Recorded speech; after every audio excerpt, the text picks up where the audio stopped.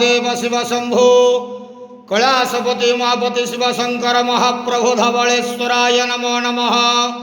दीपं ज्योति परम ब्रह्म दीपं ज्योति जनार्दन दीपाहरतु मे पापो पूजा दीप नमस्तुते।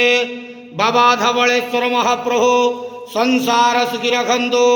आज शुभ शनिवार रे समस्त श्रद्धालु भक्त मान को आशीर्वाद करंतु, मनस्कामना पूर्ण करंतु, कर्म क्षेत्र उन्नति करंतु, ग्रह रिष्ट खंडन करंतु, जगतर मंगल करंतु, विश्वर कल्याण करंतु, आपणकर नाम प्रकाश करंतु, सेवकर डाक श्रवण करंतु, समस्त गुआवसा भक्त मानकर मनस्कामना पूर्ण करंतु। महाप्रभु धवलेश्वराय नमो नमः। संसार सुखी रखंतु आनंद गेवार हरि बोलो। आज शुभ शनिवार रे समस्त श्रद्धालु भक्त मान को आशीर्वाद करंतु आनंद गेवार हरि बोलो।